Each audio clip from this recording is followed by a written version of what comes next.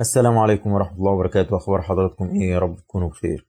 معكم محسن عبد الله، مهندس معماري من قناة أرك محسن استوديو، وأنتوا بتتفرجوا على درس جديد من دروس القناة. ولو حضرتك حابب تتابع معنا هسيب لحضرتك لينك قناة التليجرام اللي بينزل عليها ملفات العمل، ولينك جروب الفيسبوك اللي بيسعدني إن أشوف تطبيق حضراتكم عليه إن شاء الله. يلا نبدأ بسم الله.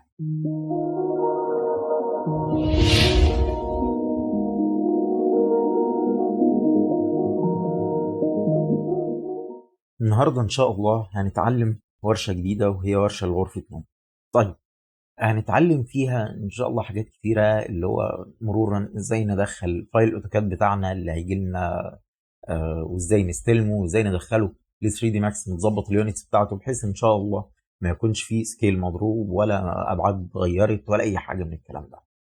وهنتعلم ازاي ان احنا ننظف الفايل بحيث لما ندخله نقدر ان احنا نستغل الفراغ بتاعنا فقط، بدون معنينا تجيب اي فرع تاني عشان خاطر ما نتلخبطش فيه ونشتغل فيه وخطوط تانية، وبالتالي تقل معانا الدنيا. وهنتعلم فيه ازاي نرفع الحوائط باكتر من كده طريقة ان شاء الله. وهنتعلم ازاي ان احنا نعمل التصميم مع بعض، حتى يعني من الريفرنس بتاعت العميل، او حتى لو العميل مش جايب لنا ريفرنس.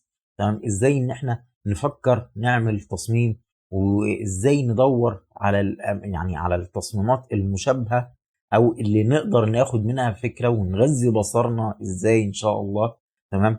وبعد كده هنخلص الموديلنج، ومرورا بعد كده هنمر على مرحله الاضاءه، وازاي ان احنا نشتغل الاضاءه الطبيعيه بطرق مختلفه، وازاي ان احنا نشتغل الاضاءه الصناعيه، وايه هي الاضاءه الصناعيه وايه هي الاضاءه الطبيعيه، وازاي ان احنا نعمل اكساء للماتيريال، او نعمل الخامات بتاعتنا، او ما بين بقى خشب وتنجيد او قماش او قطيفه، ايا كان الخامات اللي هتقابلنا في المشروع ده. ومرورا بالاعدادات بتاعه الريندر، وازاي ان هي يعني مش زي ما كل الناس فاكره ان هي سبب في الواقعيه، لا خالص. يعني ده كل ده هنشوفه مع بعض، وازاي في ريندر اليمنتس، وازاي ان احنا هنستخدمها في البوست برودكشن بتاعنا، ويعني ايه ريندر اليمنتس اصلا، ويعني ايه بوست برودكشن. كل الكلام ده ان شاء الله هنشوفه مع بعض في الورشة دي. يلا نبدأ نشوف هنعمل ايه. مثلا يعني لو جالنا مثلا فايل اوتوكاد بالمنظر ده، في فايلات اوتوكاد بتجيلنا باشكال كتيره. يعني مثلا في فايل مثلا شقه مثلا زي ديت 370 متر، هنشتغل مثلا فيها على اوضه صغيره، اهو حاجه سكيل صغير. مش هنشتغل على الشقه كلها عشان نتدرب فيها بعد كده ان شاء الله في الورش الجايه.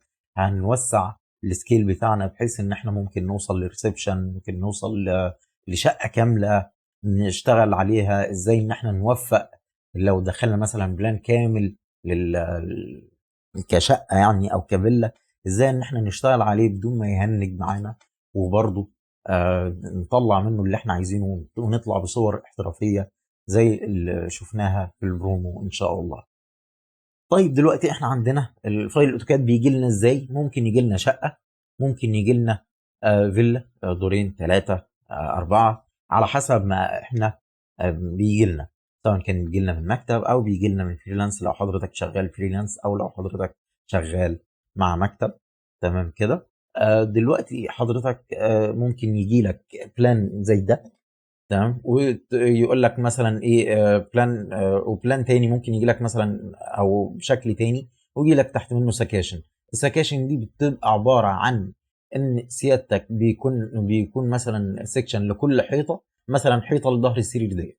تمام، بيكون جايب لك الديكور بتاعها، بيسهل عليك اكتر بحيث ان انت ما توجعش دماغك كده بالمصري زي ما بنقول. عشان خاطر يا دوب تاخد بس السكشن وتلبسه او تظبطه على قد الحيطه بتاعتك، يعني بدون ما تفكر فيها يعني. وده بيكون من بعض المكاتب بتعملها تسهيلا لرسام 3 دي لو هو رسام. تمام.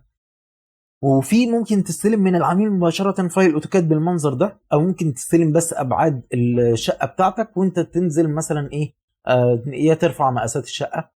تمام، او ممكن ان انت حضرتك بعد كده بتعمل انت استكاشن مع نفسك، وده اللي هنقدر ان احنا برضو نعرفه في الاخر خالص، ازاي نطلع السكاشن من 3 دي. تمام. آه، احنا دلوقتي النهارده جاي لنا فايل بلان بالمنظر ده، ازاي ان احنا ننظفه. تمام. او ندخله ونظبط اليونتس بتاعته على ال 3 دي ماكس. تمام. طيب ماشي، دلوقتي اول حاجه نقول كده بسم الله، هنخش على اليونتس نشوف بتاعتنا. اليونتس لازم تبقى متظبطه معانا زي فايل الاوتوكاد كده اهوت، ما هو متظبط بالمتر. تمام كده. طيب دلوقتي هنا هنقول زي ما هو متظبط هنا بالمتر كده. تمام، متاكد كده، اتاكدنا ان ده بالمتر. يبقى هنحط هننظف بقى الفايل ده. دي تاني خطوه، هننظف الفايل. وبعد كده ان شاء الله هندخله على 3 دي ماكس. طيب ننظف الفايل يعني ايه ننظف الفايل؟ هنمسك مثلا نقول والله انا عايز مثلا امسك كل الكلام اللي ملهوش لازمه ده. تمام. امسك كده. تمام. وامسح كل الكلام ده اللي مش هحتاجه.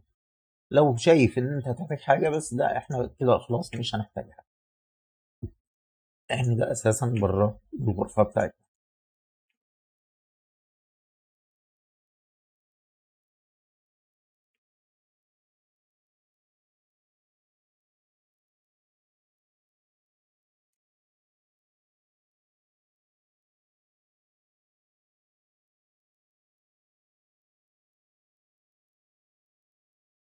طيب احنا تقريبا كده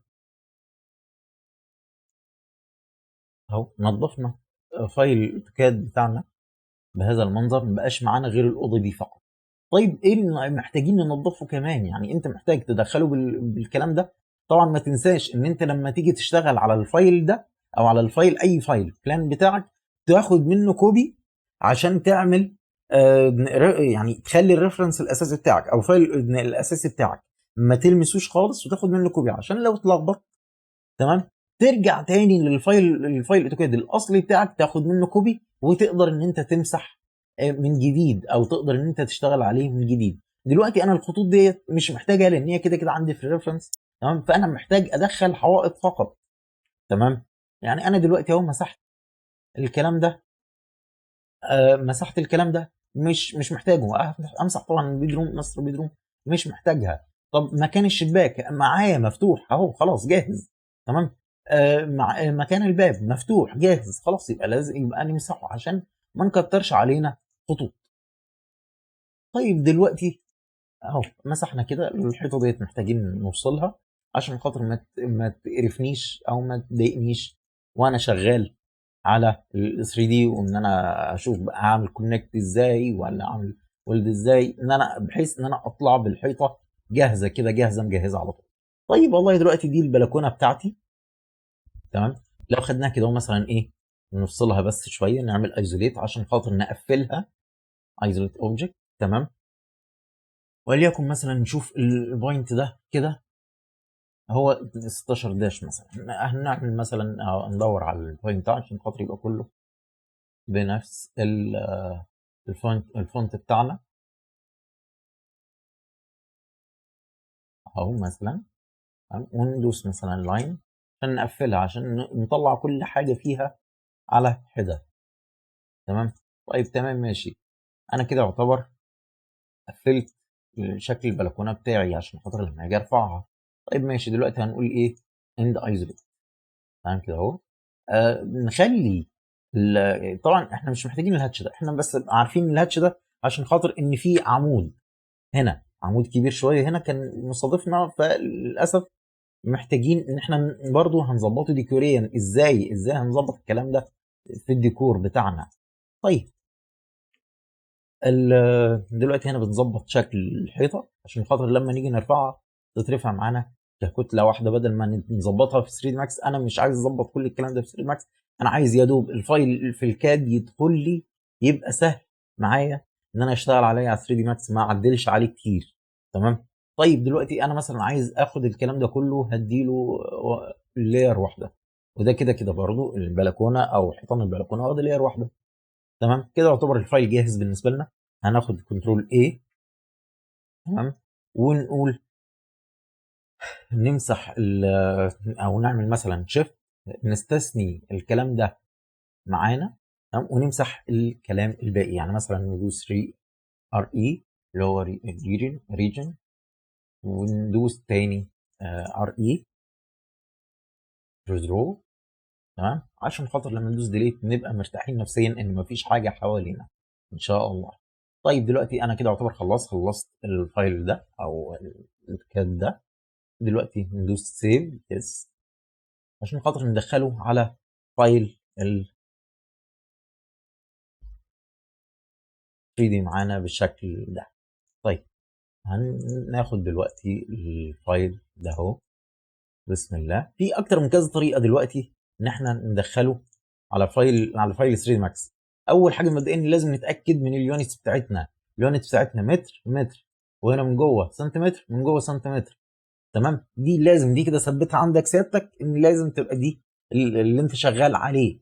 طيب دلوقتي في طريقتين لتدخيل الفايل الاوتوكاد. اول حاجه ودي الطريقه اللي انا بفضلها ان انت تعمل امبورت من هنا من فوق وتدوس تدور على السلكت فايل بتاعك، تدور على الفايل بتاع حضرتك اهو. دلوقتي اهو كوبي خلاص دخل معانا متر عشان نتاكد ان هو متر. لو مش معموله ريسكيل هندوس ريسكيل والويلد يعني ملحومه، الفيرتكس بتاعتنا ملحومه اللي هي القريبه من بعض، وان الشكل هيبقى داخل سموز.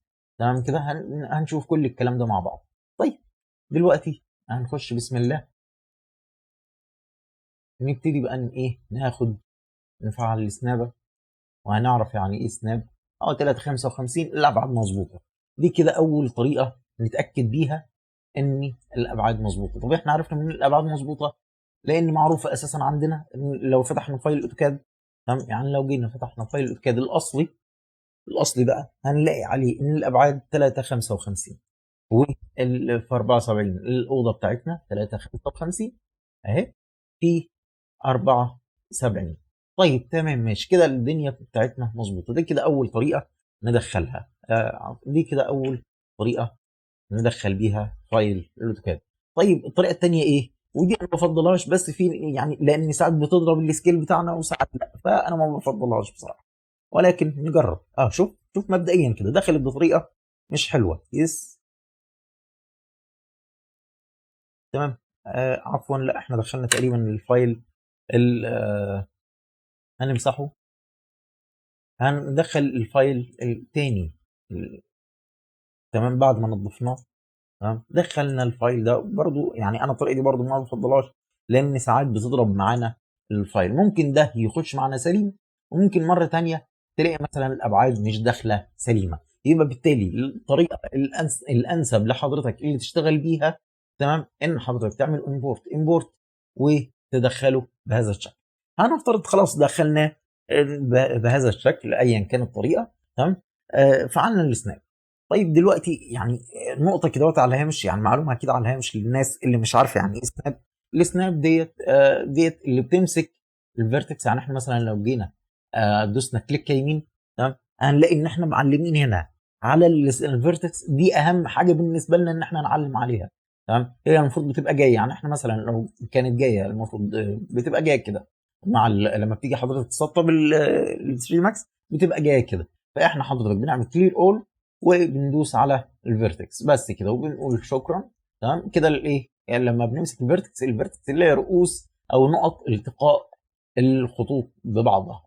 تمام كده ممتاز. طيب الفيرتكس دي او عفوا السناب دي فيها اكتر من 3 انواع. فيها الاثنين اللي هي بتبقى مهتمه بالمساقط الافقيه او بتشتغل على المساقط الافقيه فقط ما بتشتغلش على 3 دي. يعني مثلا دلوقتي لو جينا عملنا مربع مثلا او عفوا مكعب بهذا الشكل تمام هتلاقي ان السنابه الاثنين ديت بتهتم فقط بس ان هي تمسك ال 2 دي ما بتمسكش ال 3 دي بتاعنا خالص. شوف بتمسك ال 2 دي اللي هو وش المكعب من الناحيه الثانيه او طرف المكعب من الناحيه الثانيه، لكن ما بتمسكش هنا. بتمسك هنا بتمسك الاربع بشكل المربع فقط. يعني اللي هو المربع بتاع المكعب فقط وجه من اوجهه اللي هو المسقط الافقي بتاعه الارضي.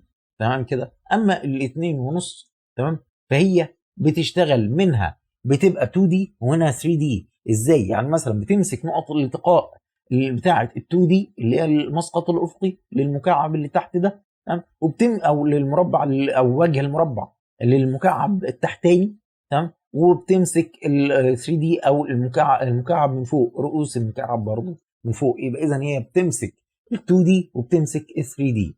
طيب دلوقتي تمام ايه بقى 3 دي فقط؟ ديت 3 دي بتمسك كل ما هو في 3 دي، يعني تقريبا شبه الاثنين ونص. ولكن يعني مثلا ايه الفرق ما بين الاثنين ونص والثلاثه؟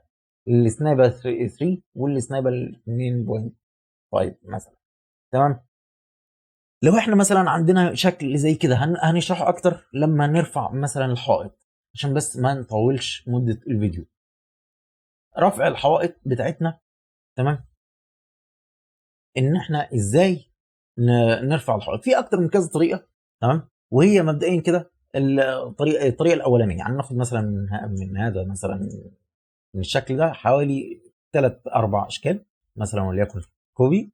بالمناسبه برضو هنا الكوبي اللي هي لما بتاخد مثلا شكل ما بيتغيرش، ما بيتغيرش في الاشكال بتاعتنا. يعني مثلا لو جيت مثلا هنا لعبت في اي شكل من الاشكال في الاشكال هنا ما بتغيرش النقط بتاعتنا تمام. يعني مثلا هنا عملنا على سبيل المثال ادي كده مكعب تمام، مكعب بهذا الشكل تمام. ناخده كوبي، وليكن مثلا ناخد منه كوبي تمام كده كوبي مثلا. نخلي يا جماعه الكلام الرياليستيك دي نخليها هنا لو بتشتغل في البرسبكتيف نخليها شيدد. شيدد هنا هتكون يعني شفت حضرتك بتشيل الظلال. طيب يا شباب دلوقتي كنا دلوقتي اللي عملناه ان احنا قربنا بس الاحداثيات، كان في مشكله فقربنا الاحداثيات مع بعض صفرناها يعني، او بطريقه او باخرى يعني قربناها من احداثيات الاكس والواي والزد تمام. اهي زي ما حضرتك شايف متقربه هنا اهي، متقربه برضو هنا اهي تمام، بحيث ان احنا نبقى شايفين ان كل حاجه هنا قريبه مننا. طيب دلوقتي انا مثلا كل الكلام ده انا عايز اخليه مثلا على مستوى الصفر اهو، كده مستوى الصفر بتاعنا. طيب تمام ممتاز. دلوقتي كنا بنقول ان مثلا ايه الفرق ما بين الكوبي و الانستنس والريفرنس تمام. الكوبي ان احنا مثلا لو عملنا 3 نسخ مثلا او نسختين، خليهم نسختين عشان خاطر ما نكترش كتير، نشرح بس على السريع كده. دلوقتي ال3 نسخ دول تمام، ان احنا لو غيرنا في شكل من الاشكال بص ما بيتغيرش خالص، ما فيش حاجه بتتغير خالص من الاشكال التانية.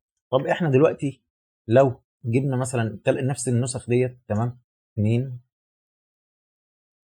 تمام ولكن انستنس، شوف ايه اللي بيحصل دلوقتي. مثلا لو غيرنا بداية كده هتلاقي كلهم بيتغيروا تمام. طيب دلوقتي احنا نشيل دول ونشوف ايه هي الريفرنس. طيب دلوقتي 2 برضو نفس الفكرة ريفرنس تمام. شوف لو جيت غيرت في الاول بيغير في الباقي تمام. طب لو جيت مثلا غيرت هنا مفيش اصلا بارامتر ان انا اغير منها مفيش، يعني هو ده اللي يعتبر كأنه هو دول مسؤول عنهم، لكن ده لو غيرت فيه ما يتغيرش دول. طيب تمام ماشي. نصيحه مني يا جماعه واحنا شغالين، شايفين الظلال ديت تمام. دلوقتي ده سبب ان هي رياليستيك بترمي الظل كأن يعني مثلا بيقول لك ايه، كأن في اشعه افتراضيه، اشعه شمس افتراضيه في الفيو بورت، فبالتالي بترمي ظلال اوتوماتيك على الكلام ده. فبالتالي احنا لما نخش في الاوضه بتاعتنا هيبان ان في زي ما تقول زغلله، او ان في الظلال ديت، فبالتالي هتخيلنا وهتخلي هتخلينا عندنا تشويش للرؤيه ولخبطه للرؤيه. فبالتالي عشان خاطر نلغي الظلال دي نعمل ايه؟ ندوس شيدد، نتعامل على ان هي مع الكلام ده نتعامل على ان هو شيدد على الفيورت دايما عشان خاطر نلغي اي خيالات او اي تشويش قدامنا وتبقى الصوره بالمنظر ده قدامنا.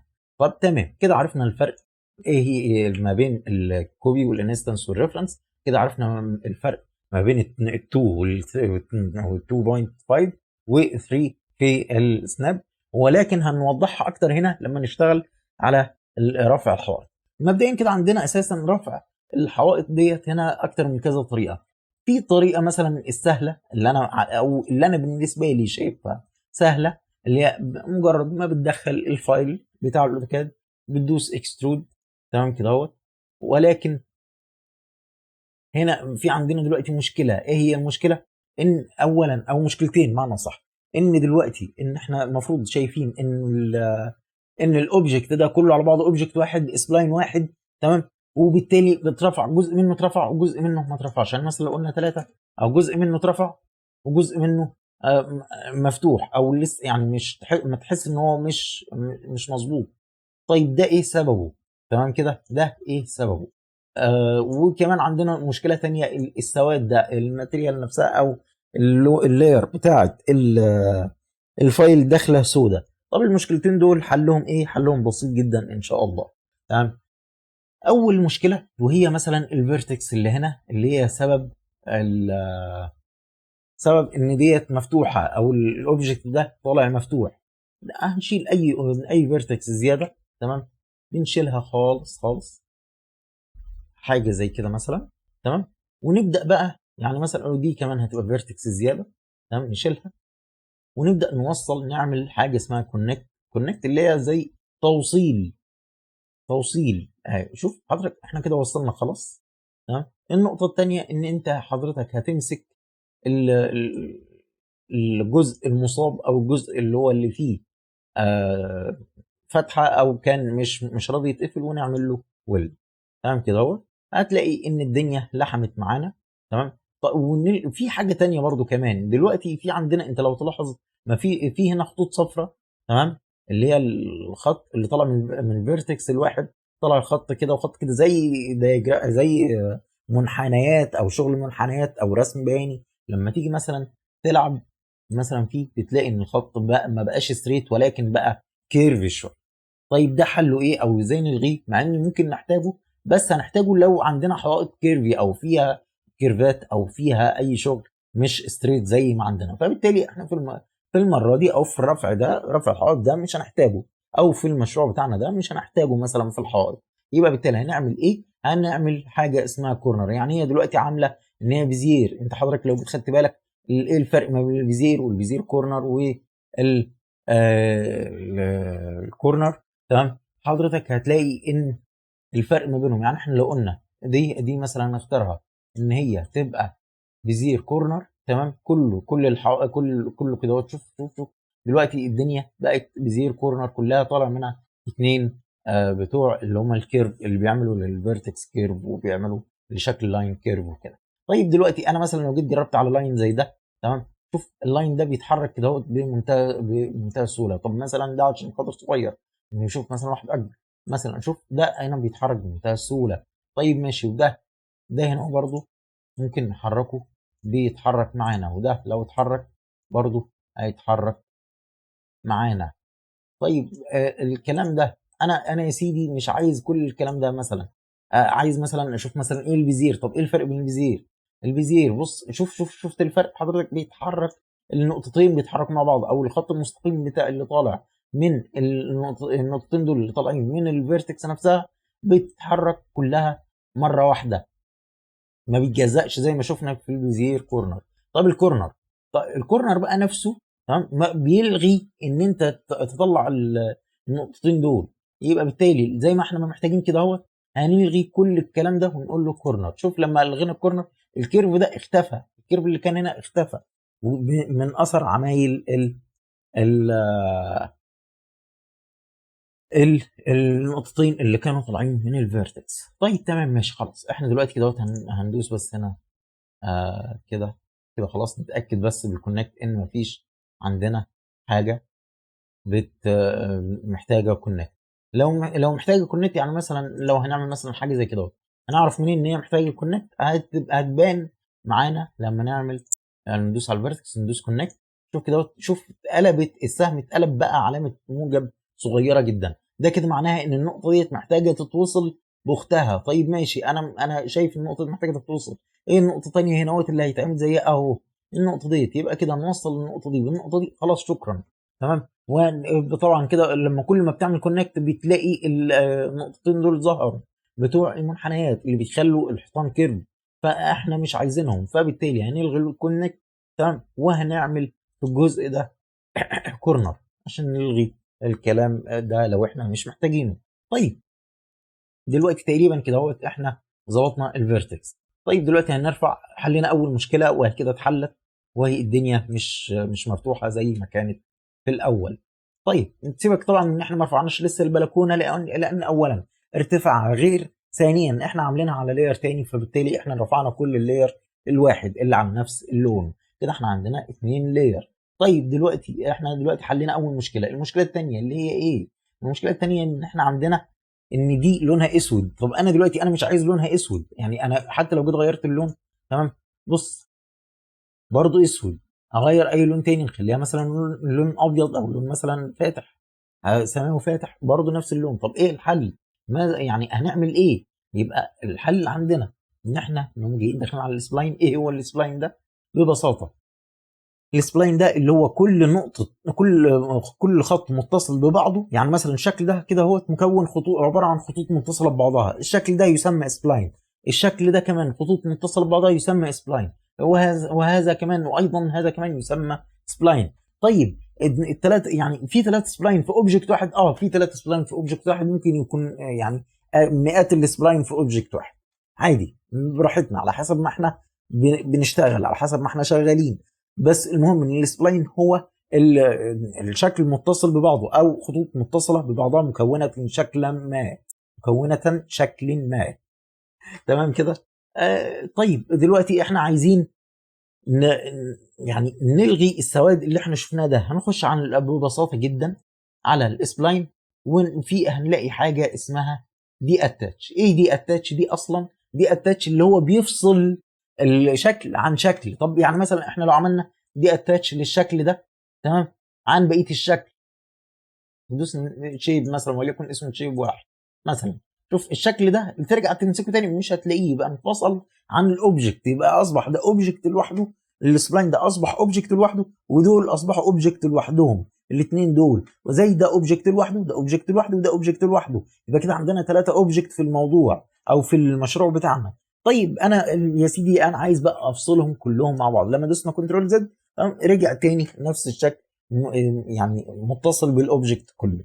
طيب دلوقتي انا عايز بقى امسك الثلاثه ثلاثه اليمنت دول، او عفوا 3 سبلاين دول، وافصلهم خالص عن الايديتابل سبلاين اللي داخل بيها اصلا من الاوتوكاد، من اللي داخل بيها الشكل اصلا من الاوتوكاد. يعني شوف انا دلوقتي كده مسحت خلاص الشكل. اولا قبل ما امسح ثواني كده حضرتك، انا لو جيت دوست على الشكل ده بقى سبلاين تاني منفصل لوحده من غير اكسود، من غير اكسترود تماما. فبالتالي ان احنا هنفصل، يعني كده يعتبر فصلنا الشكل ده عن السبلاين اللي موجود معانا اصلا. فبالتالي احنا هنمسح السبلاين اللي داخل الاوتوكاد، ملوش لازمه. تمام. ده كده دلوقتي بقى سبلاين منفصل لوحده في داخل 3 دي ماكس. دلوقتي دخلنا عايزين بقى نرفعه بقى دلوقتي بطريقه من الطرق اللي احنا اتفقنا ان احنا هنرفع بيها. اول حاجه دوسنا اكسترود، تمام كده، دخلنا على الموديفاير، تمام كده، دخلنا على الموديفاير ليست، هندوس عليها، ظهرت لنا قائمه كبيره جدا. تمام. عبال ما ندور على حاجه اسمها اكسترود. طب فين الاكسترود يا جماعه؟ تمام. انا لسه هقعد الف الف الف وادور؟ لا، طب ما انا ادوس على كلمه اي، عفوا على حرف اي في الكيبورد، تمام، ظهر لي على طول اكسترود، بس خلاص شكرا. او طلع لي في ثانيه الا ثانيه، يعني زي ما بيقولوا، يعني طلع لي الحيطه بتاعتي كامله وزي الفل. طيب دلوقتي دي طريقة. طريقة تانية بقى مثلا نجربها مثلا على نجرب تاني برضو نفس الفكرة على البلكونة، على سور البلكونة. وليكن مثلا هندوس مثلا، نجرب ندوس لها اكسترود كده على طول، هنشوفها هتطلع ولا طلعت برضو، بالرغم ان كانت لونها ازرق. لو جيت خدت بالك لونها ازرق، طلعت برضو اسود، وطلعت مفككة او طلعت مفتوحة. يبقى هنعمل ايه؟ هنعمل نفس الفكرة برضو. اول حاجة عشان خاطر نطلع نلحم اول حاجه، نعمل هايد للشكل. ثانيا هنقوم جايين عاملين الشكل ده هنقفله. تمام، شوف هنا عشان خاطر الدنيا مفتوحه الخطوط بتاعتنا. تمام، هنقوم جايين قافلينها بكونكت. تمام، ادي كده كونكت. الخطوط اتفقنا، الخطوط اللي بتبين لها كده اهوت اللي بيظهر فيها حرف الموجب ده او شكل الموجب ده بيحتاج موجب تاني يتوصل بيه. طب اهو اتفضل وصلناها كده اهو. هنمسك بعد كده الشكل، نطلع من الكونكت، كليك يمين نطلع من الكونكت، او بندوس يعني ندوس من عليها لسه كونكت، يبقى ايه طول ما هي زرقاء يبقى شغاله جواه، مش نقدر نعمل حاجه ثانيه غير ان احنا نعمل امر كونكت. طب نطلع منها يا اما كليك يمين او يا اما ندوس عليها تاني. كده طلعنا خلاص من الامر ده، ونقدر ان احنا نمسك اي حاجه ثانيه. طب الامر اللي احنا او الفيرتكس اللي احنا عملنا لها كونكت، شوف بقى طلع لها برضو نفس النقاط الخضراء ديت اللي هي بتاعت المنحنيات او بتاعت الكيرفات اللي بتعمل الشكل منحنيات. طب يبقى هنمسك الشكل كله تمام كده الفيرتكس كلها تمام، ونعملها كورنر زي ما اتعلمنا. طيب دلوقتي عملنا كده الشكل خلاص. نحتاج نعمل ويلد، لا ندوس ويلد، مفيش فيرتكس محتاجه تعمل لها ويلد، خلاص يبقى نطلع نتاكد نعمل لها اكسترود. طيب دلوقتي عملنا اكسترود، دوسنا حرف الاي، طلعت الدنيا شكلها سليم ومفيش اي فتحات ولا اي حاجه والدنيا سليم. بس اللون الاسود ده اتفقنا هنخلص منه ازاي؟ هنقوم جايين داخلين على السبلاين زي ما اتفقنا تاني، ونقوم جايين عاملين دي اتاتش، وخلاص كده خرجنا من الشكل بتاع الاوتوكاد. مسحناه، شوف مجرد ما مسحناه مسح الايزوليت اللي احنا دوسنا عليها، فبالتالي رجع للاشكال اللي احنا كنا عاملينها. طب دلوقتي ديت انا عايز اديها اكسترود بكل سهوله خالص. تمام، كده حرف الاي اكسترود. تمام، بس انا الاكسترود بتاعي انا مش عايزه 3 لان دي بلكونه. الاكسترود بتاعي هنا في البلكونه ما بيبقاش 3. هنعمل مثلا القاعده السور بتاعها 60 سم. تمام، غير طبعا البرامج اللي هنحطها وغير، بس دي مش هنستخدمها دلوقتي اصلا او مش تبعنا دلوقتي، لان احنا هنشتغل داخلي يا دوب ان احنا هيهمنا الشكل الداخلي من جوه، فيا دوب بس ان احنا نعمل شكل السور بهذا الشكل. طيب تمام، عملنا كده السور وعملنا دي اول طريقه. ندخل بقى على تاني طريقه. في ناس بيقول لك لا والله يا محسن انا مش عايز اشتغل بالطريقه دي، مش عايز ارفع مثلا لاين وما لاين وبتاع وكلام زي كده.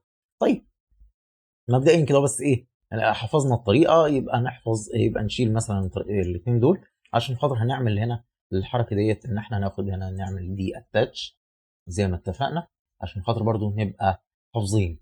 اول حاجه ننظف الفيرتكس بتاعتنا. تمام، ادي كده نظفناها. او ناخد مثلا السبلاين دي ودي كده وهنلحمهم، او هنعملهم دي اتاتش لوحدهم عشان خاطر نلحمهم مع ال يعني مثلا احنا لو خدنا دي، عفوا لو خدنا مثلا الشكل ده عملنا له هايد سيلكشن. تمام، وناخد ده نعمل له فيرتكس، نعمل له كونكت زي ما اتفقنا. دي هنا كونكت. تمام، بهذا الشكل. بس قبل ما نعمل كونكت نعمل حاجه اسمها اتاتش، سوري، نعمل حاجه اسمها اتاتش للاوبجكت الاثنين مع بعض. هنشغل السنابه. تمام، السنابه هنا الاثنين ونص او الثلاثه ان احنا هنشغل في البرسبكتيف. تمام، وهنوصل اول حاجه بس هنطبق الاثنين على بعض. يعني مثلا مسكنا النقطه دي كده، عفوا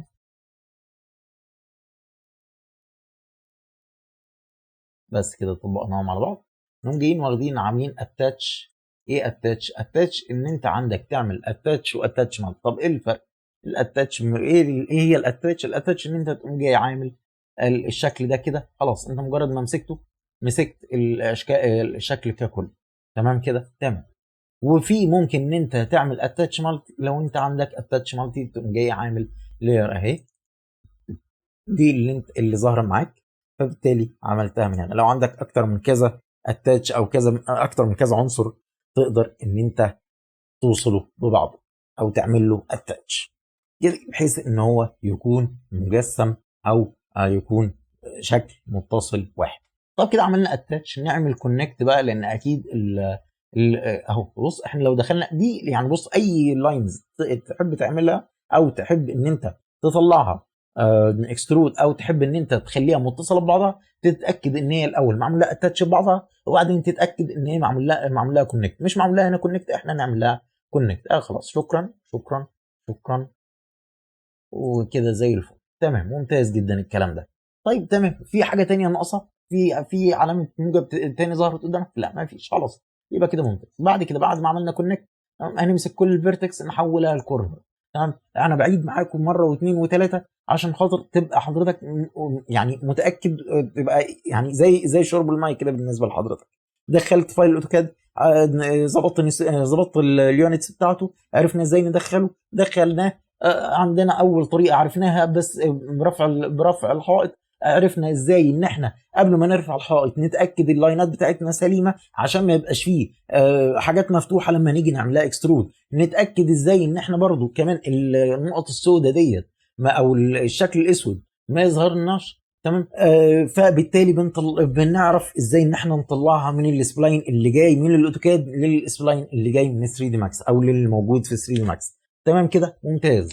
طيب دلوقتي احنا وعرفنا ازاي دلوقتي نعمل لها اكسترود. طيب دلوقتي هنا ما برضو طلع في نفس الفكره. ليه؟ عشان خاطر احنا نسينا نعمل حاجه اسمها ويلد. ويلد فين الويلد؟ ما هو 4 فيرتكس. شفت 4 فيرتكس اتعمل لهم ويلد في الشكل ده. طب نرجع تاني.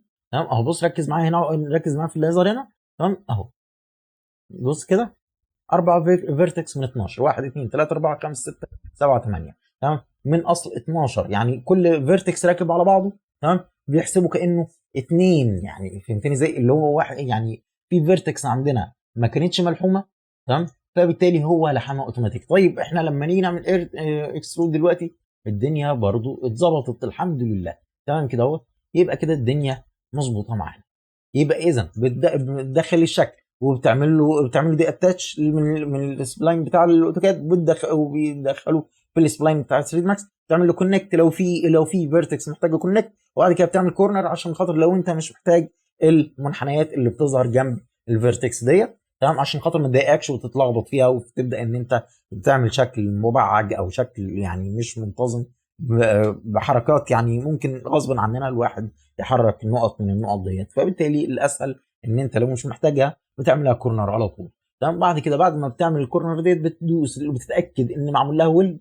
تمام، وبتقوم جاي دايس على اكسترود، بتطلع بهذا الشكل. خلاص طلعنا كده الشكل. بس عندنا دلوقتي مشكله تانية، اللي هي المشكله اللي احنا قلنا عليها ديت بقى، ان احنا خلاص ان احنا حفظناها. ان احنا هنقول نخش على السبلاين، نخش على السبلاين هنا، نعمل دي اتاتش للشكل ده. تمام، اوكي كده طلعناه. خلاص ديليت، وندي هنا اكسترود للشكل النظيف بقى بتاعنا من بعد ما بقى غير لونه. طيب دي كده اول طريقه. دي كده الطريقه دي. طب انا بقى هنا مش عايز اديله اكسترود يعني. تمام كده، انا مش عايز انا اديله اكسترود. طب اعمل ايه؟ هنا مثلا هنقوم جايين عاملين خطوه تانية، خطوه ظريفه جدا. تمام، هنقوم جايين عاملين حاجه اسمها البوكسات. البوكس ده مثلا وليكن بهذا الشكل، مثلا من هنا لهنا. تمام، وهنطلعه مثلا وهنديله اكسترود 6/10. تمام، وهنا هنقوم جايين عاملين هذا الشكل برضو كمان، هذا البوكس ب 6/10. وثانية واحدة بس نظبط يا جماعة عشان خاطر ايه، نتأكد ان احنا الدنيا بتاعتنا مظبوط. طيب لا، هنا ده هي جاية من هنا. تمام كده اهو، جاية من هذا الشكل، يعني نظبط كده. تمام، وهنقول 6/10. تمام. طيب دلوقتي ادي اخر بوكس كده، وطلعناها برضو 6/10. طيب ده كده الفرق. شفت يعني مثلا حضرتك دلوقتي انا لو عاوز ارسم مثلا ايه الفرق بقى ما بين ال2 وال2 ونص، او ال2 وال2.5 و3. طيب دلوقتي احنا لو جينا عملنا يعني ريكتانجل بهذا المنظر مثلا، بيرسم من على فوق، او بيرسم من على تحت لو انت في البرسبكتيف بتاعك. طيب ده لو انت في البرسبكتيف. طيب انا عايز بقى ارسم من التوب. يعني مثلا دلوقتي انا اهو عايز ارسم هنا مثلا المربع او المكعب بتاعي من فوق. خد بالك انا مفعل ال 3 مش مفعل اهي، مفعل ال 3. طيب تمام ماشي، انا كده دلوقتي عملت اشتغلت. شوف عملها لي من فين؟ من فوق، من ال 3 دي بتاع المكعب، يعني من فوق رؤوس المكعب. طيب انا مثلا دلوقتي شلتها يا عم مش عايز. تمام، انا عايز مثلا اجرب بقى ال 2.5. تمام، ده هنا اهوت انا لما هاجي خد بال حضرتك برضو شوف هنا اللي هيحصل ايه.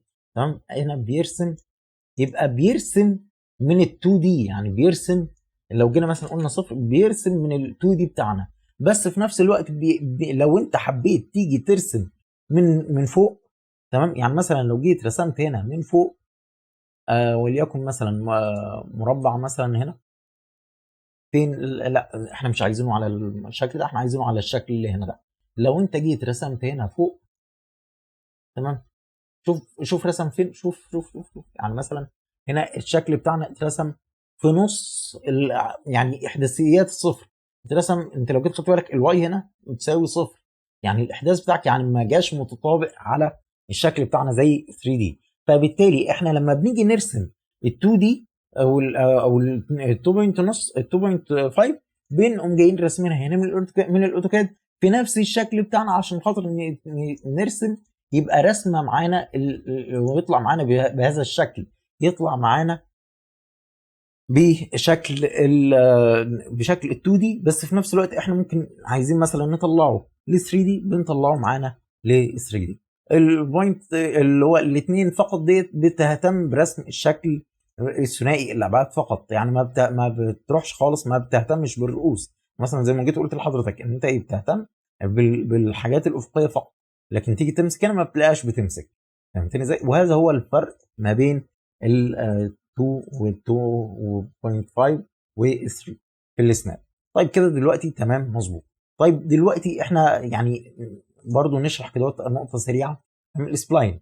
الفكره في السبلاين هنا مثلا عندنا فيرتكس وعندنا سيجمنت وعندنا السبلاين. الفيرتكس زي ما شرحنا حضرتك اللي هي بيتعمل لها كونكت، بيتعمل لها ويل زي ما احنا عايزين، وبيتعمل لها برضو اللي هو الكورنر والبزير بزير كورنر. طيب تمام ماشي، ممتاز جدا. كده دلوقتي كده خلاص خلصنا الجزئيه ديت. طب في طريقه ثالثه بقى هنشرح بيها ازاي ان احنا نرفع مثلا، يعني احنا عملنا كده بس باختصار ان احنا رفعنا البلكونه بطريقه المكعبات. نرفع برضو هنا بالمكعبات، نرفع الحائط. تمام، وهنقوم جايين عاملين مثلا بهذه الطريقه مثلا اهو، ادي كده مكعبات بهذا الشكل. تمام، ومكعب تاني بهذا الشكل.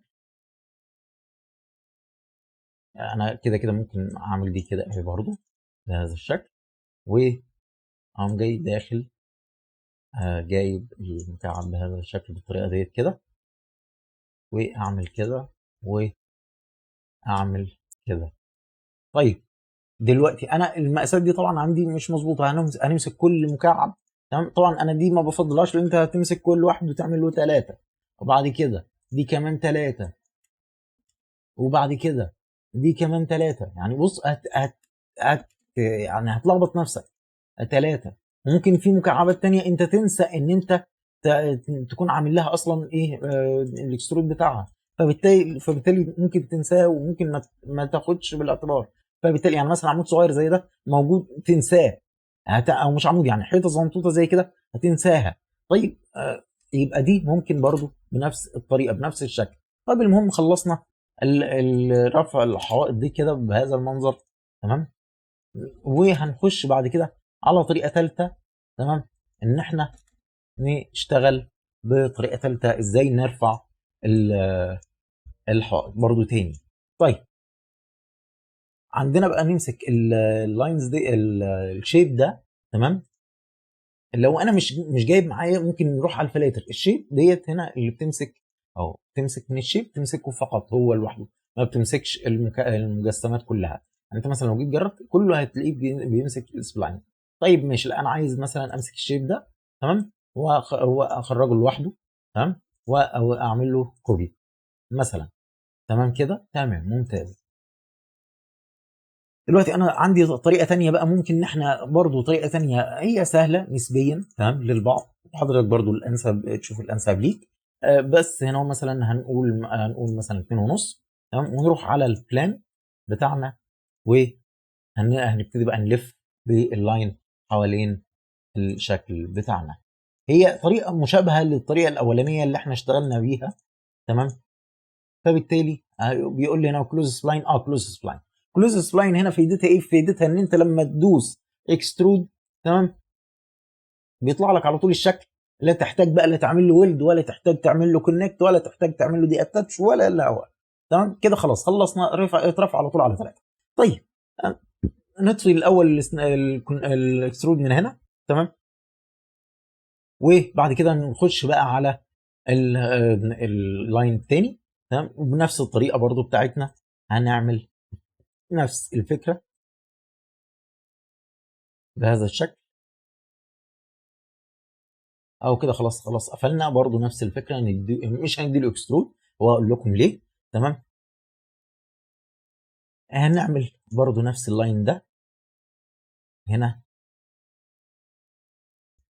هنعمل برضو كلوز تمام. طب هنا دلوقتي انا كده خليت الاوبجكت ديت بدل ما هو اوبجكت واحد خليتهم 3 اوبجكت، ما يعني خليت ده اوبجكت لوحده وده اوبجكت لوحده، مش سبلاين او مش سبلاين واحد وفيه 3 سبلاين، لا ده انا كده خليته اوبجكت كل واحد اوبجكت لوحده منفصل، يعني الاوبجكت كانه سبلاين واحد فاهمني زي. طب انا اعمل ايه عشان خاطر ارجعهم زي الشكل اللي فات الاصل اللي معانا؟ ببساطه كبيره جدا احنا عندنا اللاير ديت تمام، ممكن نعمل لها هايد دلوقتي عشان بس ما نتلخبطش تمام. نمسك ده اللي احنا عملنا له اكسترود تمام، احنا هنمسك اللاين ده نعمل له هايد سيلكشن مش ايزوليت، هنمسك الشكل ده تمام. بعد كده هنمسك الشكل اللي احنا عملنا له اكسترود. طب اشمعنى ده بس عملنا له اكسترود والتانيين؟ هقول لكم لان احنا لما هنعمل اتاتش لو حضرتك فاكر تمام، احنا هنعمل هنا اتاتش خلاص احنا كده بقى ده يعتبر اوبجكت واحد، لو جينا طبقنا عليه الاكسترود بقى كله نفس طريقه الاكسترود الاولانيه تمام. بس دي الفرق ان انت بتمشي عليه لاين. لو ايه، لو عندك لو شكل مثلا عندك كبير، او انت مثلا مش عارف مثلا تدي له اكسترود ولسه هتعمل كونكت والكلام اللي زي كده، لا انت على طول بتمشي لاينز على الشكل بتاعك. طيب دي طريقه. طيب الطريقه اللي بعد كده في طريقه تانية خالص برضو سريعه. ايه هي؟ ان احنا مثلا هناخد هنعمل انهايد اول تاني، بعد كده هناخد بقى الشكل بتاعنا ده اللي هو 2 دي، وناخد منه كوبي ونديها بقى بدل ما هو سبلاين هنديله يا سيدي والله انا عايزه يبقى اديتابل بولي. هندي اديتابل بولي، ممكن نجيبها من هنا اديتابل بولي حرف الاي اديتابل اديت ندور على الاديتابل في هنا اديت في هنا اديت بولي تمام كده، او ان انت حضرتك اهي الاديت بولي، او ان حضرتك تجيبها من هنا اهي اديتابل بولي او اديتابل مش او اديتابل سبلاين. يبقى عرفنا نجيبها من هنا او من هنا، هي الاديت هنا هي الاديت هنا. طيب بلاش انا يا سيدي، انا الاول انا عايز اخرجها من الحوار بتاع السواد ده عشان خاطر برضو ما يطلعليش الاسود بتاعها. طيب هعمل ايه؟ هقوم جاي واخد برضو الفيرتكس ننضفها تمام، وهناخد الفيرتكس دي كمان وهناخد بقى نعمل لها كونكت،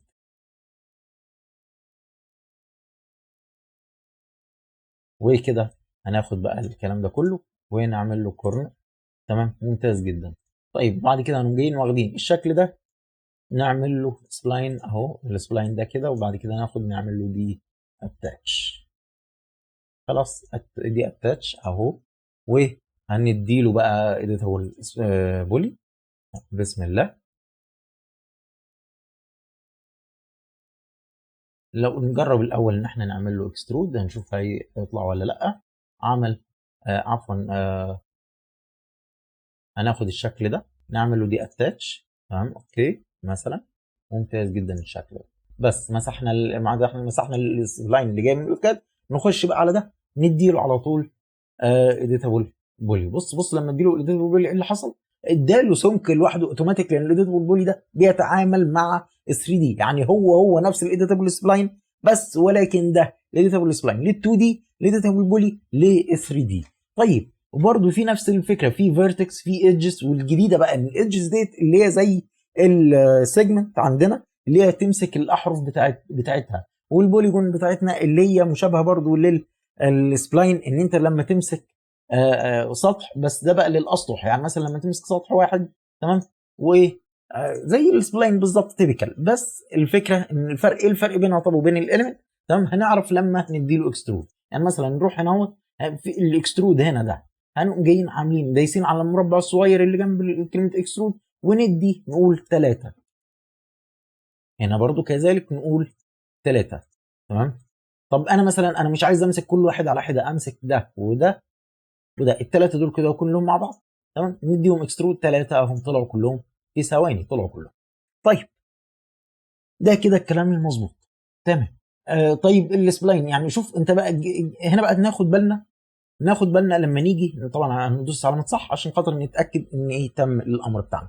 طب ايه الفرق ما بين البوليجون والسبلاين؟ شفت السبلاين عمل ايه؟ مسك الاليمنت ككل، مسك الاليمنت متصل تمام، طول بعرض بارتفاع وخطوط متصله تمام، مسكها كلها مع بعض، يعني في الاوبجكت الواحد، يعني الثلاثه اليمنت في الاوبجكت الواحد لو منفصلين ممكن يبقى مثلا الاف الاليمنتس برضه زي الاف السبلاين لو حضرتك فاكر تمام. طيب دلوقتي انا مثلا ايه الفرق بقى دلوقتي معانا في البوليجون؟ البوليجون بيمسك وجه متصل، الوجه المتصل ما فيهوش قاطع، يعني مثلا ما فيهوش خط، مثلا الخط ده مثلا يعتبر قاطع ما بين البوليجون ده والبوليجون ده، فبالتالي ده حسب ده بوليجون وده بوليجون. فهمت ازاي؟ دي حاجه. طيب وهكذا برضو ده بوليجون وده بوليجون بينهم قاطع، ده بوليجون وده بوليجون بينهم قاطع او فواصل تمام. طيب الايدجز مثلا عندنا، وهي الايدجز اللي هي الحروف دي. طيب دلوقتي انا مثلا لو عايز اعمل لوب او لو عاوز اعمل رينج مثلا، ان انا اخد الرينج بتاع اللي هو بيعملها زي حلقه حوالين بعضها، يعني كانها، يعني انت لو جيت بصيت من هنا هتلاحظ كانه اخد الشكل بتاعنا، هي هتبان اكتر من ال 2 دي. لو جيت بصيت هنا اهو مثلا تمام، لو جينا بصينا من الشكل ده هتلاقيه ان هو واخد زي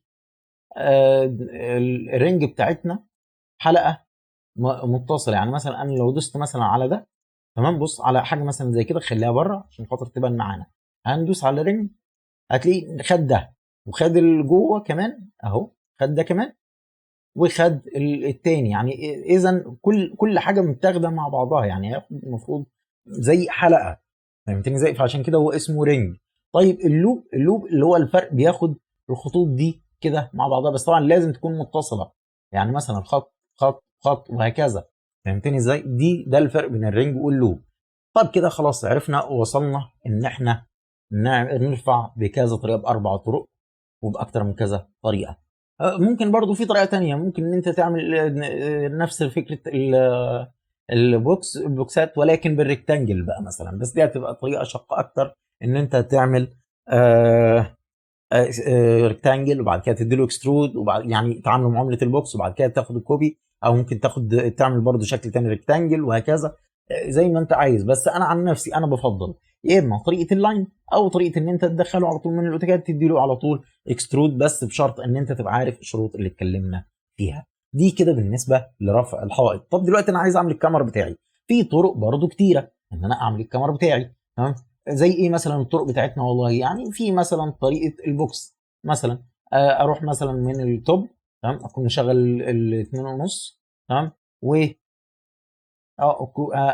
اجي مثلا هنا اعمل جلسه الشباك وليكن مثلا 9 تمام، 9 من 10 اللي هي 90 سم تمام. هي فين هنا؟ احنا اشتغلنا على دي. طيب تمام ماشي، كده عملنا جلسه الشباك. طيب والله لا انا مثلا مش عايز اشتغل بالطريقه ديت، في طريقه تانية؟ في طريقه تانية. طيب دلوقتي مثلا ايه هي الطريقه ديت؟ انا ممكن اخش على اللاينز، نفس فكره الحائط، اعمل مثلا كده كده، اوصل ما بين الاربع نقط بتاعتنا، هيقول لي كلوز سبلاين، كلوز سبلاين تمام. بعد كده هديله اكسترود. طيب دلوقتي انا اديت له الاكسترود بتاعي هنا 3، لا يا سيدي انا مش عايز 3، مثلا انا عايزه وليكن متر عشان بس اعرف افصله عن او اعرف افرقه عن ال 90 سم اللي تحت منه تمام. تمام ماشي، وهاخده هقول له والله لا انا عايزك تبقى على ارتفاع 2 متر 20. تمام. وبعد كده اقوم جاي راجع اقول له المتر ده خليه لي مثلا 60 او 80 سم. تمام كده عملنا الشباك بتاعنا. طيب دلوقتي مثلا في طريقه ثالثه، في طريقه ثالثه. الطريقه الثالثه برضو اللي هي نفس فكره الريكتانجل، يعني تقريبا عرفت ترفع حائط هتعرف تعمل تعرف تعمل الكمر بتاعك والجلسات. طب انا دلوقتي انا عايز اديله اكسترود، هديله اكسترود بكل بساطه. تمام. خد اتفضل ادي اكسترود. هتديله مثلا اكسترود قد ايه؟ الاكسترود بتاعنا 8 من 10، هترفعه هتقول له 2 و2 من 10 اللي هو ارتفاع آه الكاميرا بتاعت عن الارض يعني. تمام كده عشان خاطر نعمل باب منها اللي هو ارتفاعه 2 متر 10 2 متر 20. طيب عملنا كده، دي طريقه ثانيه. في طريقه بقى ثالثه او رابعه، يعني زي ما تعد حضرتك، زي ما حضرتك حابب تعد عد. نعمل ايه؟ هنشتغل هنا على الايديتابل بولي مثلا، وليكن بالايدجز مثلا. دي طريقه مثلا اهي مثلا. هنقول والله لا انا عايز مثلا اعمل الكونكت. تمام. على ارتفاع مثلا وليكن نشوف مثلا انا هنا لما باجي احركها بحركها مثلا من هنا بطلعها لفوق وبنزلها لتحت. لو جيت حضرتك خدت بالك تمام هتلاقي ان هو كون معايا خط كده هو بالعرض. يعني مثلا كل ما تمسك خطين زي دول هيعمل الخط ده. كل ما تمسك يعني طب نعمل الحركه نعمل ديت وهنشوف. يعني مثلا خلينا نمسك الخطوط ديت. تمام. لو احنا مسكنا الخطوط ديت نمسك برضو في الجهه المقابله خاطر برضو نوضح الشكل هيبقى شكله عامل ازاي. لو دوسنا كونكت بص عمل افقي. يبقى انت كل ما تمسك خطوط رأسية بيعمل لك خط افقي، كل ما تمسك خطوط افقية بيعمل لك خط رأسي. لو انت بتعمل كونكت فهمنا كده النقطة ديت، فهمناها. يبقى احنا مش محتاجين الخط ده يبقى نشيله. طب ماشي احنا مسكنا الخط ده والخط ده. طب انا مش عايز دلوقتي خطوط كده، انا عملت الخطوط اللي هي تقريبا ارتفاع الكاميرا عن الجلسة او عن الباب او عن الشباك. تمام مثلا فرضا، ولو انها مش دقيقة ودي الطريقة ديت انا عن نفسي ما بفضلهاش. تمام. هنروح تاني للبوليجون، ولكن انا بس بعرفها لحضرتك عشان خاطر ايه يعني ابقى اسم ان انا غطيت كل الطرق بالنسبه لشكل رفع الحوائط وازاي ان انت تعمل الشكل بتاعك. طيب دلوقتي انا الكلام ده انا عايز اوصل ما بين الاثنين دول، هعمل ايه؟ يا ترى هعمل اكسترود هتبقى ممكن مثلا هنقعد نمشي لحد ما وتقابلها، وفي الاخر ممكن يا عالم تتقابل في النص هتلاقي في تشوه في الجزء ده. هتقعد تقول لا متر مثلا، لا مش متر، لا كذا. ممكن دي طريقه بس هتبقى مش مظبوطه لان هتبان في تشوه في الجزء ده. فانا يا سيدي مش عايز اعملها باكسترود. في طريقه تاني، في طريقه تانيه. تمام. ايه الطريقه التانيه؟ في عندنا حاجه اسمها بريدج اللي هي بالمعنى العربي كده او بالبلدي اسمه كوبري يعني بيعمل كوبري او توصيله ما بين البوليجون ده والبوليجون ده، حتى لو الاثنين بعاد عن بعض. حتى لو الاثنين بعاد عن بعض. تمام. ده هنا مثلا بيتكتر في عدد السيجمنت او عدد الايدجز. لو ايدجز بقى بما ان احنا بنتكلم في 3 دي يبقى اسمه ايدجز، او سيجمنت اللي هي زي الخطوط الرأسية دي. تمام كده اهوت. برضه في الايديتابل سبلاين اسمها سيجمنت، بس بتبقى خطوط افقيه اللي هي المسقط افقي فقط 2 دي فقط. تمام كده اهوت. انا مش عايز يا سيدي اكتر فيها اساسا سيجمنت ملهاش لازمه. تمام. ممكن بقى نختبر مع بعض نشوف الكلام ده بيعمل ايه. نشوف مثلا ده هنا. نجرب مثلا ده بيعمل ايه، نجرب ده. شوف انت لما بتيجي تلف وده بيلف معاك عامل زي بند، كأنه بيعمل لك بند للشكل بتاعك. فهمتني؟ وده كذلك برضه بيعمل بند. طيب والله انا مثلا انا عايز اعمل العب بقى زي ما انا عايز. تمام. يبقى كده عرفنا الدنيا بتاعتنا هتتعمل ازاي باكتر من كذا طريقه. طب كده تقريبا يعتبر خلاص خلصنا رفع حائط. خلاص كده رفعنا الحائط بتاعتنا وعملنا الكاميرا وعملنا كل الكلام ده. طيب دلوقتي مثلا انا عايز اشتغل على مثلا وليكن البتاع ده الريكتانجل مثلا ده. تمام. هعمل له هنا ريكتانجل ونديله اكسترود بالطريقه بقى اللي حضرتك مرتاح لها تشتغل بيها. تمام. طبعا ده عشان خاطر الباب، فهيبقى من فوق مش من تحت زي الكلام ده. طيب دلوقتي مثلا خلاص خلصنا، وليكن هنعتمد الشكل ده نشتغل عليه. طب ازاي نعمل الارضيه بقى؟ الارضيه دلوقتي هنعملها بكل بساطه، الارضيه والسقف الاثنين مع بعض زي بعض. نعمل السقف مثلا، نجرب نعمل السقف حاضر، او نعمل الارضيه مش هتفرق كتير. يعني نعمل مثلا، هنقول والله لاين، في طريقه مثلا، في اكتر من كذا طريقه، ولكن الطريقه اللي انا بفضلها باللاين.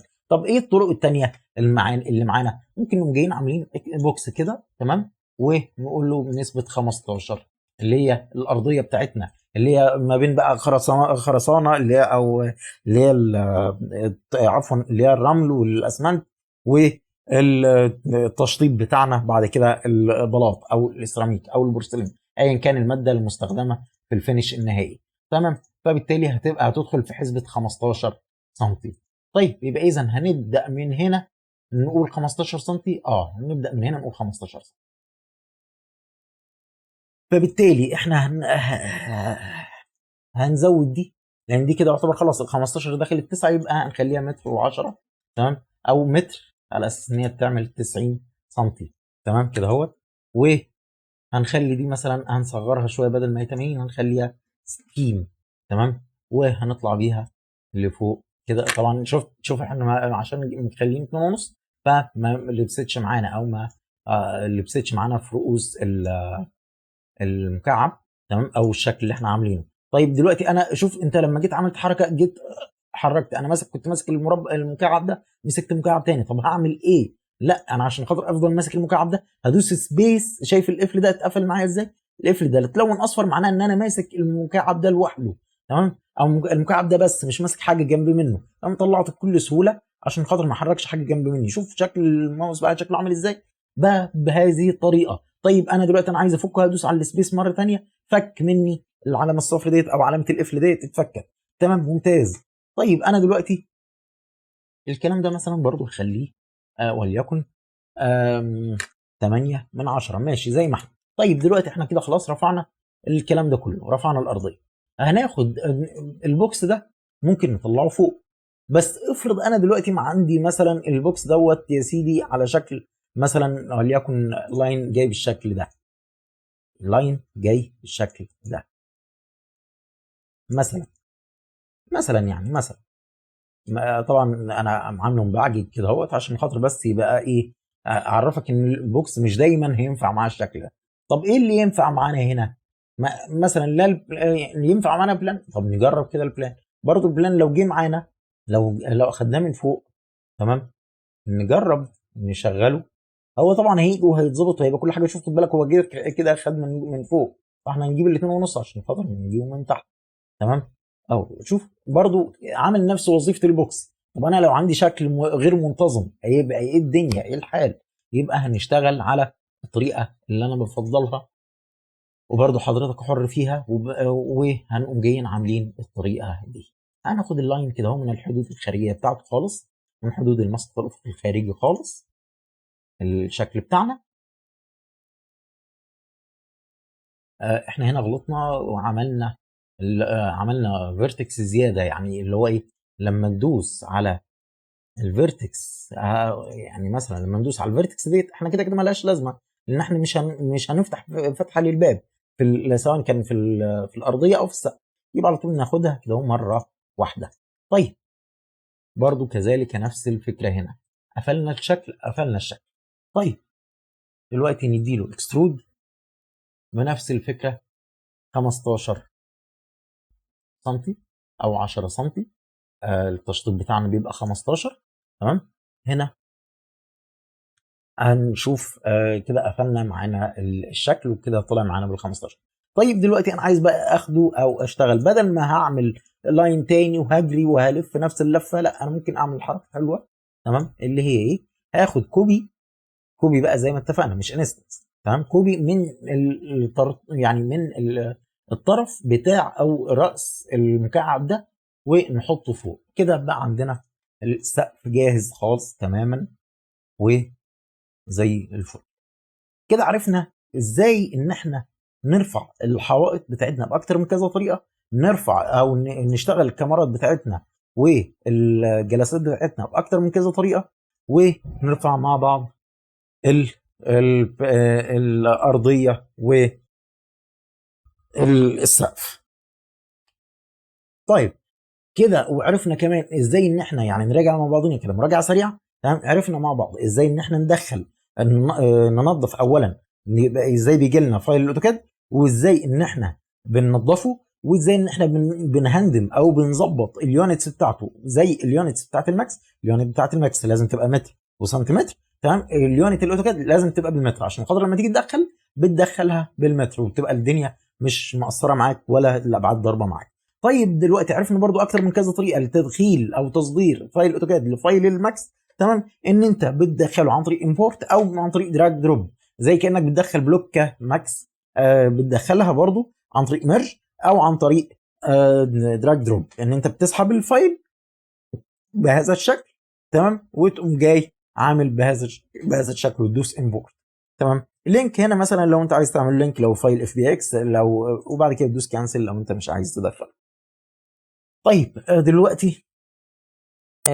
دلوقتي احنا عرفنا كل الكلام ده، دخلنا بعد كده ال الفايل بتاعنا.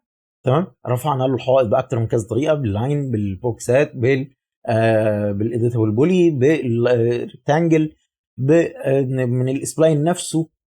تمام، عرفنا ازاي ان احنا لما ندخل الاسبلاين بتاع الاوتوكاد لازم نغيره بالاسبلاين بتاع ال 3 دي ماكس عشان خاطر اللون الاسود ده ما يظهرش معانا تاني.